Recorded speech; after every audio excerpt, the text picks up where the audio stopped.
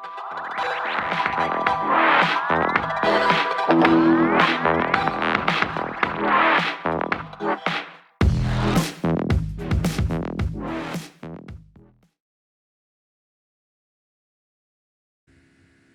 everyone, welcome back and welcome to physics. This is Mr. Celona. This video is for students in AP Physics 1 and AP Physics C to discuss policies and procedures. So we're going to talk about required materials, contact information, and extra help. We'll discuss my expectations for the course, the grading breakdown into categories, and also a little bit about lab guidelines. So for contact info, the email is the preferred way to get in touch with me. It's george.celona, C-E-L-O-N-A, at ssdcougars.org. You could also call my school extension, 610-938-6221, but keep in mind during virtual school that I won't be in the building every day, so this might not be the fastest way to get in touch with me. We're going to be using our Canvas Classroom page as our main website. You can get in touch with me through that as well. And your textbook will be Physics 5th edition by Douglas Giancoli, that's for AP Physics 1, or Physics for Scientists and Engineers 6th edition by Sir Wayne Jewett, and that's for AP Physics C. You will not need the textbook immediately, but you will need it soon, so we'll talk about distributing that later on. Okay, required for class, you're going to need your Chromebook. You need to make sure it's charged, and you need to bring your charger to make sure that you don't have it die out on you in the middle of class. You need a scientific or a graphing calculator. You need a notebook. You need writing utensils, and I suggest that you download either the Canvas app for your phone or an app called Cam Scanner for uploading PDF files of pictures. This way, when you're working on something on paper, you can take a quick picture of it and be able to upload it to wherever it needs to go relatively easily. The next slide is all about Zoom protocol unless otherwise instructed. So on a typical day, the way that we're going to work on things is you'll log on to Zoom and Canvas at the class time. And I'm not going to give you more than a minute grace period. I'm expecting that you'll be in on time. If we have a warm-up exercise, you'll start on that while I take attendance. When you log on, your camera should be on and your microphone should be off. And if I'm on camera with the entire class, you should be on camera as well. It would be just like regular class. I can see you and you can see me. If you need to ask a question, to stop me for something, go back, whatever, use the chat function on Zoom or the raise hand function to get in touch with me, either for a private question or to raise your hand to ask a question for the whole class. We're also going to work independently and in groups. Sometimes during that work, you can turn your camera off or leave Zoom for a while altogether, depending on what it is you're doing. If I have you working on problems, I don't need to have you, on camera the entire time, so you may log off, but I'll be clear about that in class. Most days you'll also need to be on camera in Zoom at the end of the period, so we'll kind of finish all together. And any disruptive behaviors will be dealt with accordingly. That one should be obvious. Okay, work expectations and extra help. Students are responsible for all classwork and homework. I want to make it very clear, you are in an AP class, so you need to take ownership of your own learning. If you're struggling to keep up with the work, it is your responsibility to reach out and communicate this. Make sure that you do that. Late work will not be accepted without prior communication, and even then will not always be accepted. Especially in AP, it is my expectation that you are turning all your work in on time.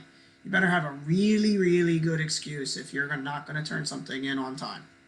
Otherwise, you're taking a 0. I will not seek out students to make up work. It is your responsibility to do that. I'm available for extra help at the times below, so feel free to communicate with me for whatever help you need. Email, Zoom, or through Canvas are all acceptable. So Mondays and Tuesdays will be from 3 to 3:30. Wednesdays, 7:30 to 8. Thursdays, 7:30 to 8 in the morning. And then Fridays, anytime after 12:30 till the end of school. Notice on all of those, I say also by appointment. So if you need to meet, but you can't meet at the time that's posted, that's fine. I just need to know ahead of time so I can schedule it. Okay, some expectations and procedures. So engage in the classroom activities, follow the school rules and acceptable behavior online, show up on time, be open-minded, turn in all your work on time and be proud of it. This class is going to challenge you. You shouldn't be turning in mediocre work. A mediocre student does not do well in an AP Physics class. You need to be an excellent student. You need to turn in excellent work. Be proud of the work that you turn in. So here's our grading breakdown. We'll have about 2 tests per quarter. Tests are going to be worth 35% for AP1, 37% for APC. Quizzes are 15%, labs 25%. Homework completion, the lowest grade in the homework completion category is dropped. For AP1 it's 8%, for C it's 5%.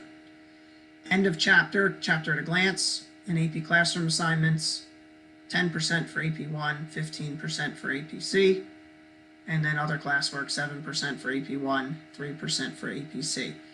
The reason for the disparity there mainly has to do with the way the course kind of runs. So in AP1, there's more day-to-day work that is assessed on a day-to-day basis, whereas in AP Physics C, most of the work is front-loaded at the very beginning of the unit and it's due at the end of the unit.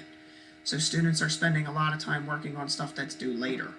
For that reason, the end of chapter assignments are worth more points and the classwork and homework completion are worth less points. Labs are a critical part of the course.